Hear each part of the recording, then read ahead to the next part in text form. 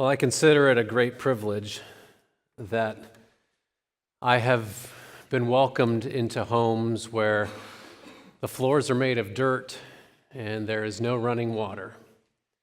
Yet where I have been welcomed in as a stranger with the most remarkable hospitality. This morning I'm thinking of one time in particular. I was in a Brazilian favela in the city of Limeira. And I was welcomed in and I was offered one of the two seats in the home, the best seat, of course, for me, the visitor. And I was offered some weak, warm Kool-Aid type liquid. And I was offered some chips, some potato chips, a small bag that had been especially bought just for me down at the local store. I was the only one who had a bag of chips in that room. I was brought into this house by a local Church of the Brethren pastor, whose the woman of the home, the mom, was absolutely distraught. She was distraught because her son had just come out as gay. And in that neighborhood, what that meant was that he was likely to be beat up, raped, or even killed. And so what she wanted me to do was she wanted me to pray the gay out of him. He was open to it too because he was in such psychological torment that he had turned to drug abuse to try to numb the pain. I'll share a little bit more about that a little later. The scripture that we're going to talk about this morning of Sodom and Gomorrah has extended terror far beyond just the fire and sulfur that did reportedly rain down and obliterate these two cities. For eons, it has been used to denigrate and dehumanize, even to this day, even in remote places like Limeira, Brazil. But here's the question I want to entertain this morning. What if homosexuality is not what this story is really all about? Here's what I want to do. I want to take a step back, and I want to look at the scripture that has been used in Jewish, in Muslim, and in Christian traditions alike. And typically we only read Genesis 19, and we will read that in a little bit. We read of Lot and the angels and the mob, and the destruction that came after that. But to understand, I hope if you've learned anything from me in my 10 years of preaching here, is that we can never take a scripture just out of midair, or a verse just out of midair. We have to understand the context all around it. So let's take a look at the context that is all around that story. First, it's helpful to know that Sodom and Gomorrah were cities on a plain in the Jordan Valley, thought to be near the Dead Sea. It was known as a lush, verdant area, great for grazing livestock. Now, going back earlier in the book of Genesis, we read of Abram. This was pre-Abraham. It was Abram and Lot, uncle and nephew. They were successful nomadic herdsmen, and they had traveled from a distant land, and they were grazing now in what would be the promised land. But not yet. It wasn't the promised land quite yet. And they had been so successful in their nomadic herding that they had huge herds of livestock that their shepherds began to bicker with one another over who would get to graze where. And so they make a deal. And Abram, being the wise elder that he was, said, "Listen, Lot, we're family. We shouldn't bicker. Wouldn't that be great if we all started conversations like that? We're family. We shouldn't bicker. Tell you what we're going to do. If you go to the right with your herds and your clan, I'll go to the left. If you go to the left, I'll go to the right. We don't need to argue about this." And so they separated. Lot going to the lush area of Sodom and Gomorrah, and Abram to what would become Israel. But soon enough, there is trouble. The cities of Sodom and Gomorrah, as well as 3 other allied cities, are ruled by the kingdom of Elam, which, of course, they don't like. They don't like being ruled by some other power. So the cities form an alliance with one another, and they decide to rebel against Elam. But they lose. and they are sacked of their riches as well as their people. And guess who gets swept up in all this? Guess who some of the people are who get swept up in all this? Lot. Lot and his family, so good Uncle Abram cannot abide this injustice. He gathers 318 of his men and he goes to save Lot. He's successful. He trounces the Elamite army, he frees Lot, and in the process, basically frees Sodom and Gomorrah. Did you all know this part of the story? There's a rich history here.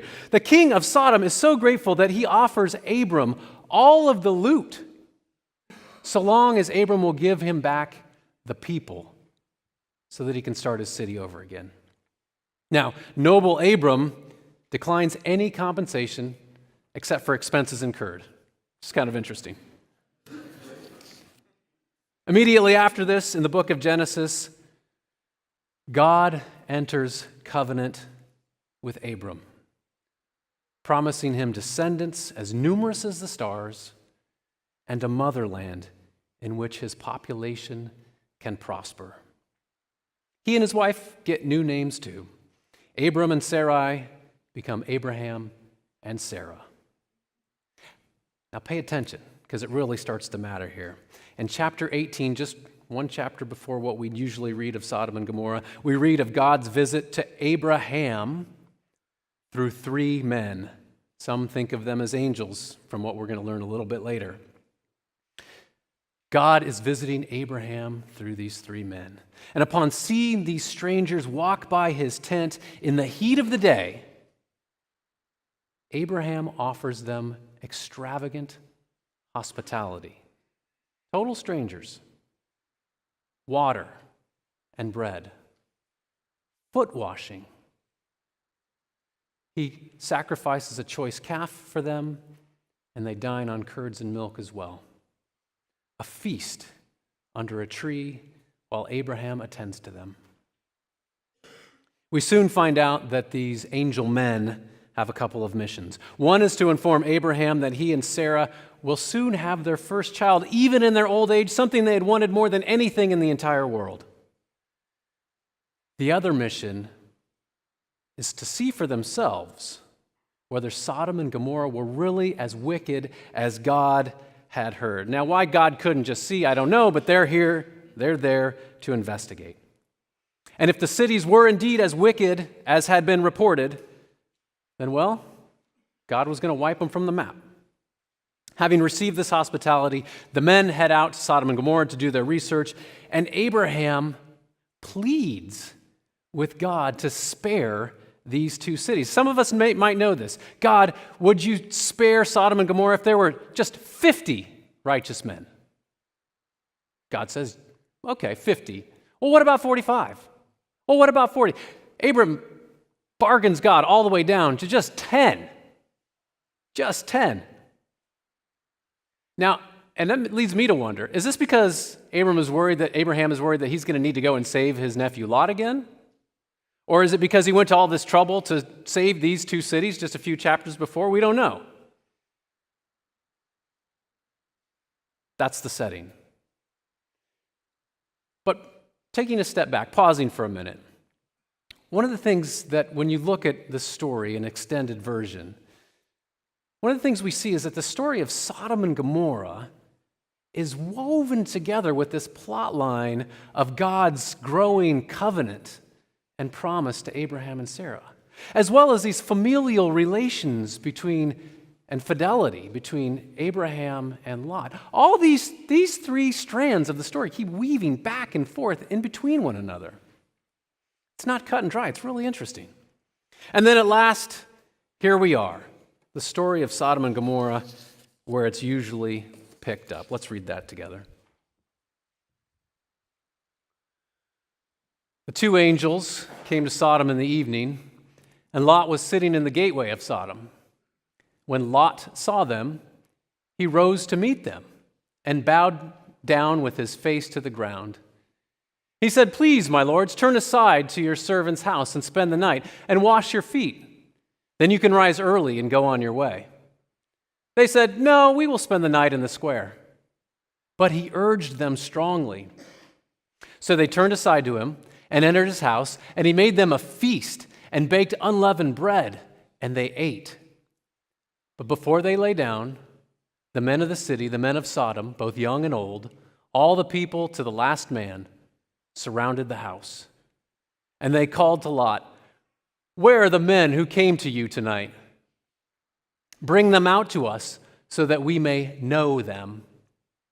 Lot went out of the door to the men, shut the door after him, and said, "I beg you, my brothers, do not act so wickedly.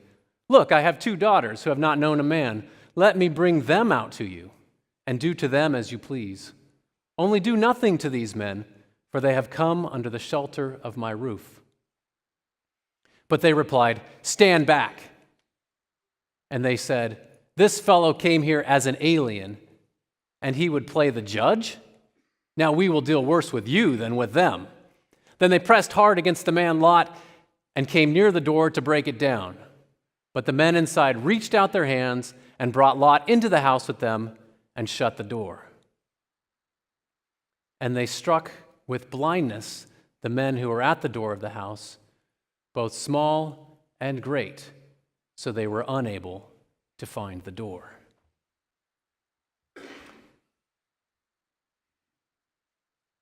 A few verses later, the story goes on. Then the Lord rained on Sodom and Gomorrah sulfur and fire from the Lord out of heaven, and he overthrew those cities, and all the plain, and all the inhabitants of the cities, and what grew on the ground.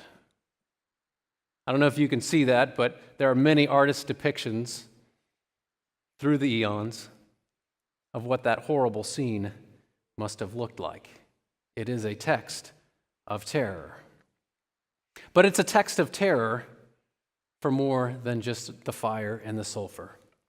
We've got a mob whipped into a frenzy, essentially threatening what we think is gang rape. Unimaginably, we have a father offering his daughters as a replacement. We have angels performing superhuman acts. And we have a wrathful God obliterating an entire region and its people. And yet somehow the primary takeaway message, as we've heard it through the years, is anti-homosexuality. It's not violence against women. It's not God's wrath. It's not mob violence is a terrible thing. Somehow it's anti-homosexuality.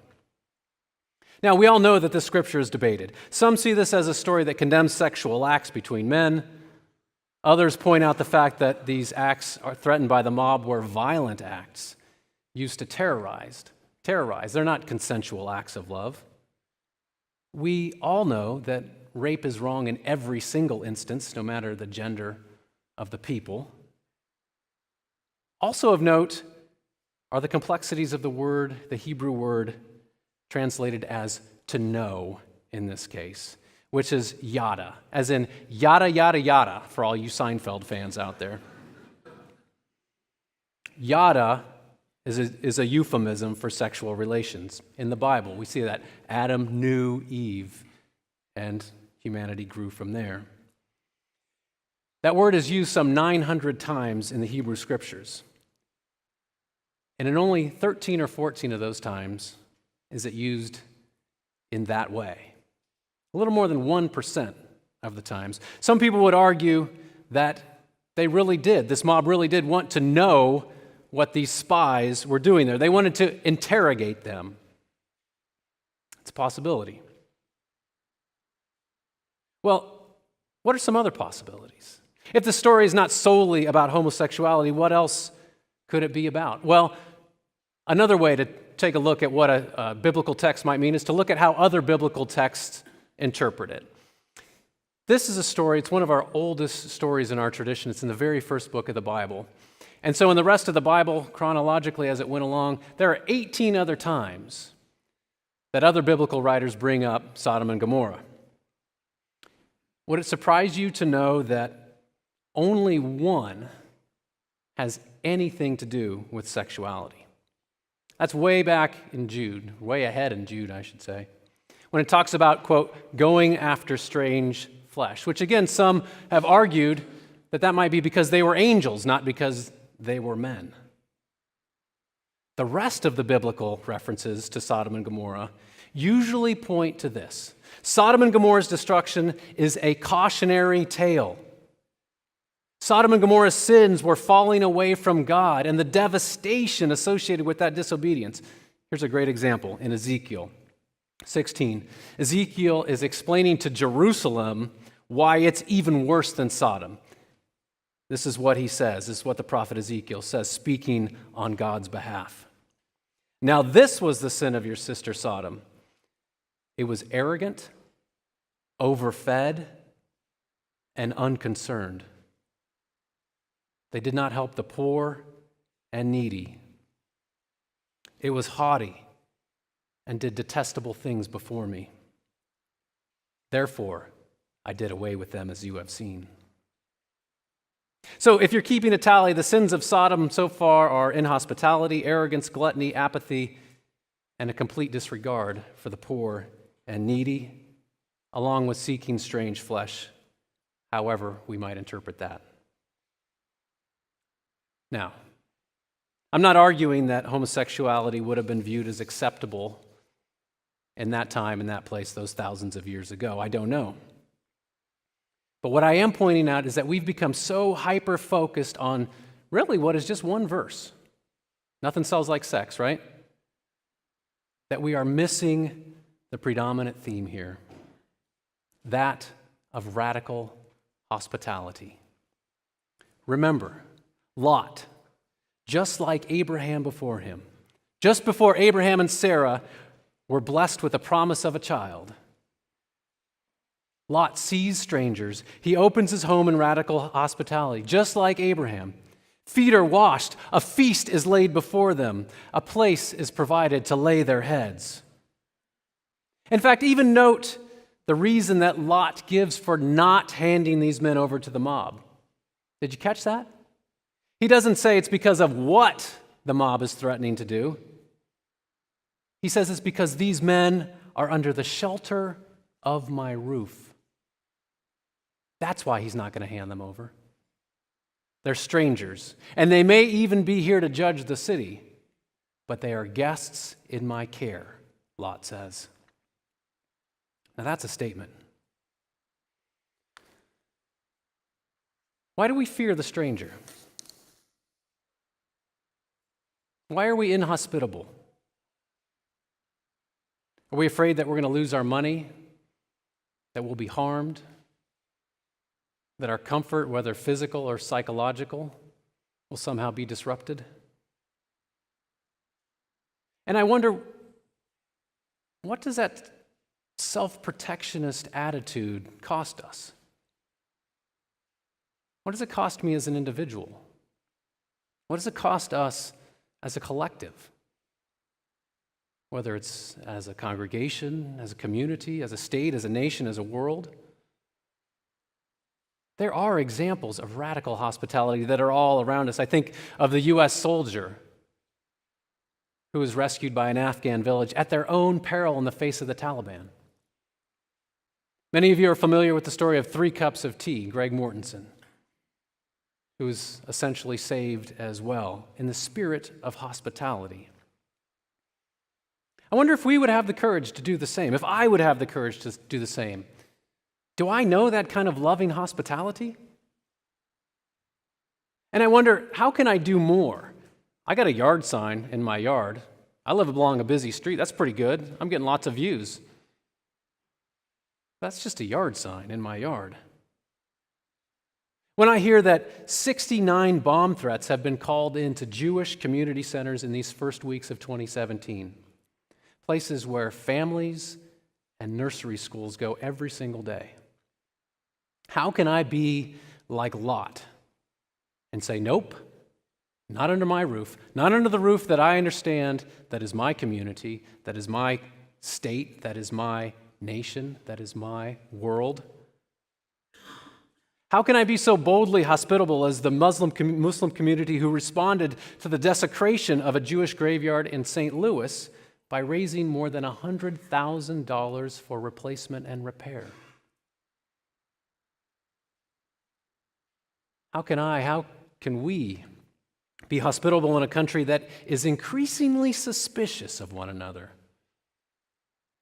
drawing darker, more bold lines in terms of class, in terms of race, in terms of religion. How can I be more hospitable to people who are different from me? How can we be more hospitable to people who didn't vote like us? People who think that the president's doing a great job. People who think the president's doing a terrible job. It might be a personal risk. It might be raising $100,000. It might be as simple as making sure that I smile and greet the woman with the head covering, whether I understand her to be Muslim or Amish.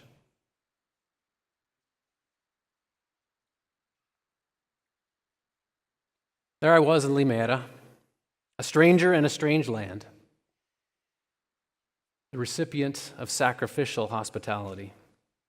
I could not, in good faith, I use that phrase very intentionally, in good faith, I could not pray the way that they had asked me to pray.